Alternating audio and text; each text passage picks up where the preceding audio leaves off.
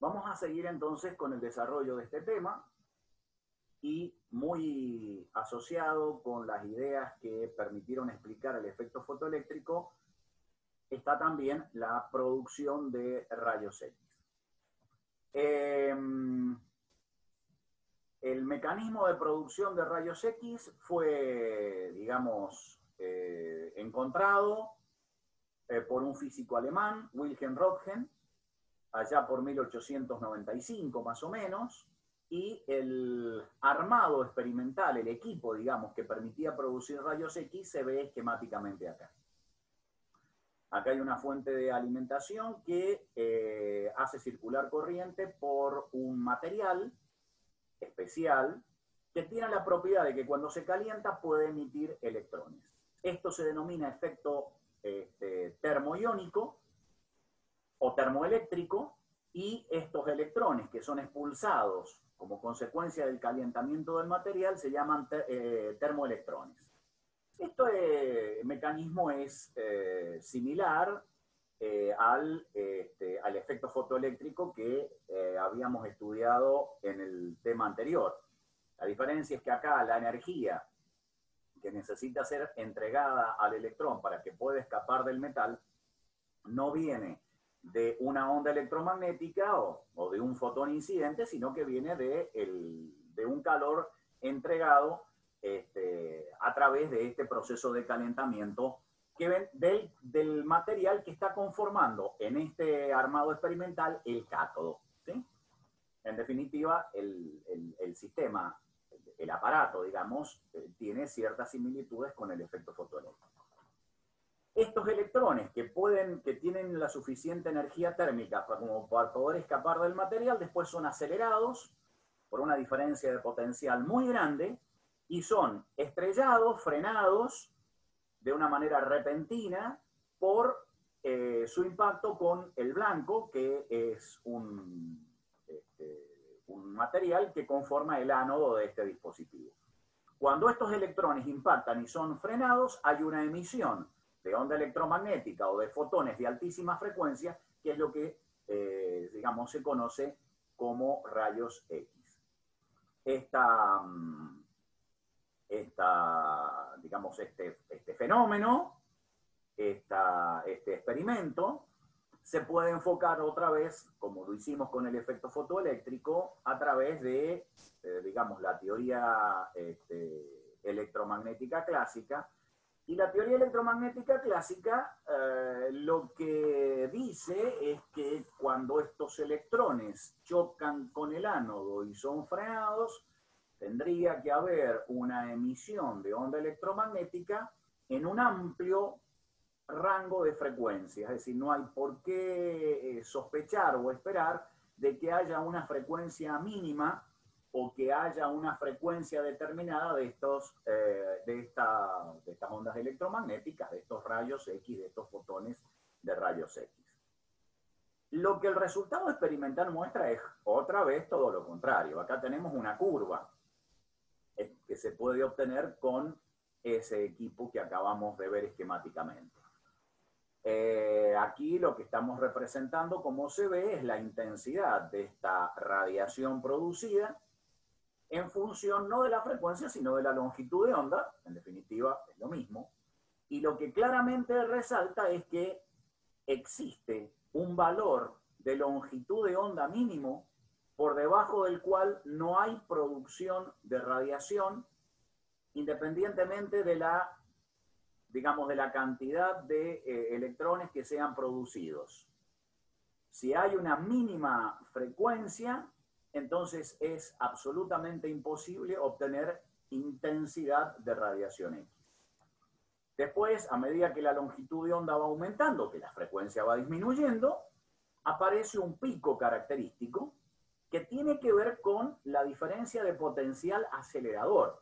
Es decir, estas curvas de distintos colores están elevadas, están relevadas, están obtenidas manteniendo constante la diferencia de potencial que aceleran a los termoelectrones hacia el ánodo. Como vemos, aparecen picos característicos que tienen que ver con esa diferencia de potencial. Y por último, esta curva la forma de esta curva no depende de las características del blanco del ánodo, es decir, del material que está componiendo el ánodo contra el cual se estrellan los electrones. Utilizando las ideas del efecto fotoeléctrico y el concepto del fotón como partícula, o cuánto de energía que absorbe el electrón, podemos plantear que la energía potencial eléctrica que lleva o que gana ese electrón al ser acelerado a través de una diferencia de potencial VAC es igual al producto de la carga del electrón por la diferencia de potencial acelerador, y esto tiene que ser igual, según la teoría de, digamos, la teoría cuántica, según la teoría del fotón, tiene que coincidir con la energía del fotón emitido, que es el fotón de rayos X, cuya cantidad de energía es igual a h por la frecuencia, que vendría siendo la frecuencia máxima, que es esta frecuencia de acá. Bien. Aquí hay obviamente algunos detalles técnicos, como dice acá el libro, esta ecuación estamos despreciando la función de trabajo y la energía cinética inicial con la que sale el electrón del metal, como consecuencia de la energía térmica que ha recibido del calentamiento del cátodo, del material que está emitiendo los termoelectrones, pero son despreciables frente a la energía cinética que adquiere la energía cinética o la energía potencial eléctrica que adquiere el electrón, porque, digamos, son grandísimas, ¿no? Acá tenemos los valores de potencial, digamos, clásicos, estándar. Muy bien.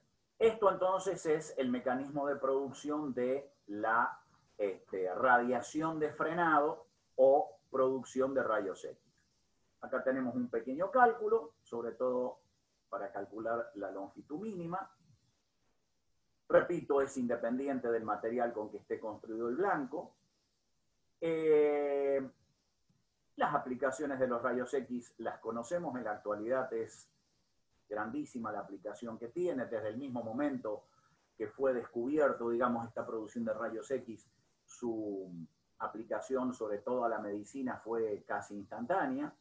Fue uno de los grandes recursos médicos que se utilizó por primera vez masivamente en la Primera Guerra Mundial, pero en la actualidad tiene muchísimas aplicaciones, sobre todo y fundamentalmente en la medicina.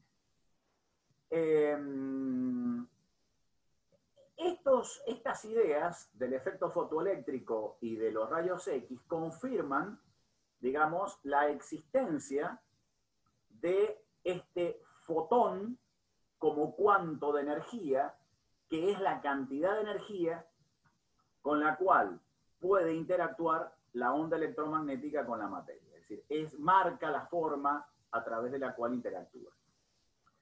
Hay un efecto llamado dispersión Compton o efecto Compton, que utiliza el concepto de que el fotón es una partícula y entonces puede interactuar a través de los electrones en determinadas circunstancias de la misma manera que dos bolas de billar lo hacen cuando chocan entre sí, donde hay una transferencia de energía y de cantidad de momento lineal.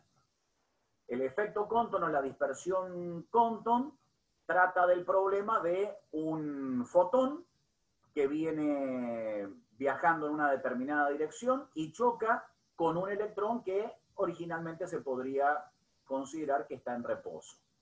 Como consecuencia de este choque, en realidad está mal dicho choque, con esta colisión, en realidad es como consecuencia de esta interacción, lo que se puede observar es que el electrón que antes estaba quieto, en reposo, sale despedido con una cierta cantidad de momento lineal y en una determinada dirección, y aparece un fotón dispersado, pero que no es exactamente igual al fotón incidente, puesto que entre el fotón incidente y el fotón dispersado hay un cambio en la dirección de momento, como es lógico predecir si fuese tratado como una colisión, pero además también hay un cambio de frecuencia. Es decir, el fotón dispersado y el fotón incidente son fotones distintos. Esto hace sospechar que el mecanismo de interacción entre el fotón incidente y el electrón es más complejo, pero permite explicar, tratando al fotón como partícula y pasando por alto, es decir, considerando que hay un cambio de frecuencia y pasando por alto el mecanismo, aplicar digamos, el concepto que se tenía de mecánica clásica de colisión de dos partículas y explicar fácilmente o con un razonamiento relativamente sencillo este fenómeno de dispersión Compton. Lo que pasa es que el paso gigante que hay que dar aquí es considerar al fotón como una partícula que tiene existencia propia. Otra vez, este fenómeno de dispersión que puede ser, digamos, verificado experimentalmente, si uno lo permite, si uno lo quiere explicar a través de la teoría electromagnética clásica, se va a encontrar de que digamos, vamos a encontrar serias dificultades, porque el proceso de dispersión, desde el punto de vista clásico, sería una onda electromagnética que interactúa con el electrón y que después hay una reemisión de onda electromagnética de distintas frecuencias. Entonces, se supone que el electrón de alguna manera ha absorbido esa onda electromagnética y como consecuencia de esa interacción emitió otra onda electromagnética distinta. Bueno, acá evidentemente uno podría decir o podría sospechar que la onda electromagnética interactúa con el electrón porque es una partícula cargada, de alguna manera lo pone en oscilación, como es lógico suponer, y que ese electrón que vibra remite una onda electromagnética que tiene que ver con esa onda electromagnética dispersada, podríamos llamar de alguna manera. Pero claro, en el modelo clásico no hay ningún aspecto de este experimento que permita explicar por qué la onda incidente y la onda dispersada tienen distintas frecuencias. Es decir, el modelo clásico no predice eso. Bueno, si en lugar de hablar de onda electromagnética hablamos de fotón, entonces la cosa es más sencilla porque estaríamos diciendo que un fotón que está viajando con una cierta cantidad de momento lineal y que tiene un cierto contenido de energía, H por F, al incidir, al interactuar con el electrón, interactúa de alguna manera que no nos importa, el mecanismo para nosotros es transparente, pero como consecuencia de esa interacción aparece una reemisión de un nuevo fotón con una velocidad distinta, con una cantidad de momento lineal distinta y con una frecuencia distinta y una dispersión del electrón en otra dirección. Entonces, desde ese punto de vista, se puede plantear, acá tenemos el esquema experimental, una fuente que produce fotones de alta energía, como podría ser, por ejemplo, fotones de rayos X, pasan a través de un colimador, entonces tenemos un chorro de fotones de con una dirección bien determinada, se hace pasar a través de un blanco, una red cristalina, un material cualquiera, y entonces lo que se puede obtener es un fotón dispersado como consecuencia de esa interacción que puede ser detectado a través de un mecanismo adecuado y entonces poder determinar sin ningún tipo de problema su dirección de emisión y su cantidad de energía. En este experimento fue realizado por Compton en 1922 y bueno, lo que justamente confirma una vez más es que puede, digamos, la existencia de partículas como los fotones, ¿sí? Muy bien, aplicando entonces el concepto de partícula al fotón y tratando este problema de dispersión como un problema de colisión, podríamos decir clásico, salvando la distancia, salvando, digamos, el aspecto de que el fotón incidente y el fotón dispersado son distintos, experimentalmente encontró Compton esta ecuación. Y lo que encontró es que las longitudes de onda de los fotones incidentes y dispersados, en realidad la diferencia entre las longitudes de onda del fotón dispersado, lambda prima, y el fotón incidente, lambda, dependían de la dirección. Acá está dependiendo toda esta ecuación de un coseno de phi, donde phi es el ángulo de dispersión en la cual se toma o se detecta al fotón dispersado. Bien, esta constante h sobre mc tiene este valor. Esto se conoce como el nombre de constante de dispersión de Compton. Y entonces, si tratamos el problema como un problema de colisión habitual, podemos plantear esta ecuación. La ecuación de conservación del momento lineal antes y después de la colisión. Y además, como es un choque elástico, también se cumple el principio de conservación de la energía. Entonces, la cantidad de momento lineal del sistema electrón-fotón antes del impacto tiene que ser igual a la cantidad de momento final del sistema, es decir, la suma de la cantidad de momento lineal del fotón dispersado más el electrón dispersado después del impacto.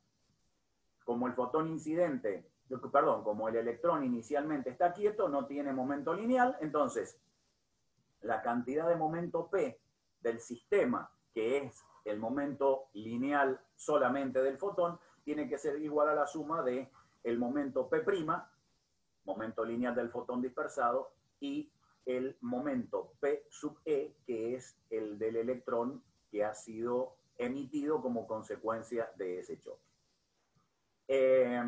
Combinando las ecuaciones de conservación del momento lineal y de la energía y la conservación de la energía, se pueden obtener estas relaciones de acá.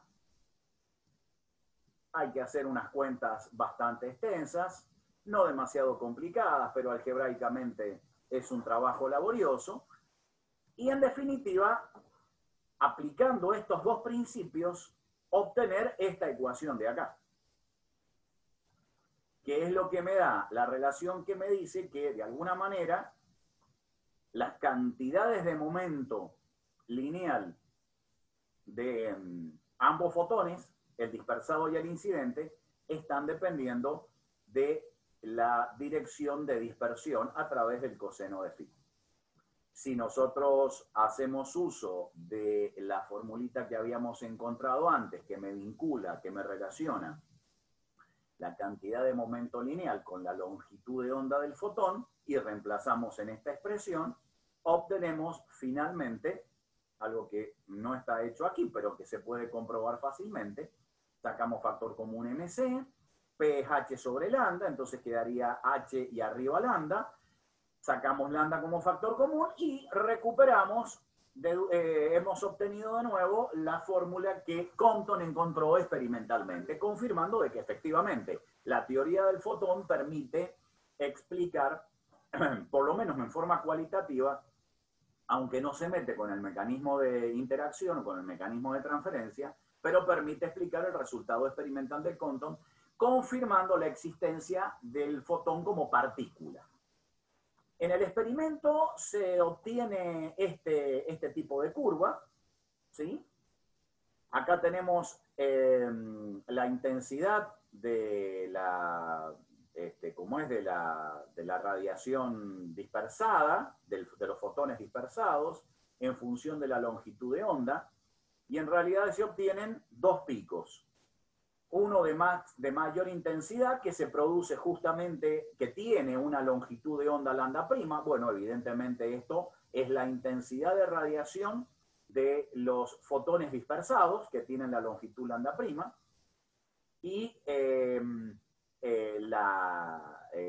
explicación de este fenómeno es justamente el de dispersión Compton. ¿Dónde están los electrones dispersados? Son todos los electrones que pueden ser arrancados del material en ese fenómeno de dispersión, debido a que son los electrones que están débilmente agarrados, débilmente confinados en el material, por estar débilmente ligados, valga la redundancia, a la estructura cristalina.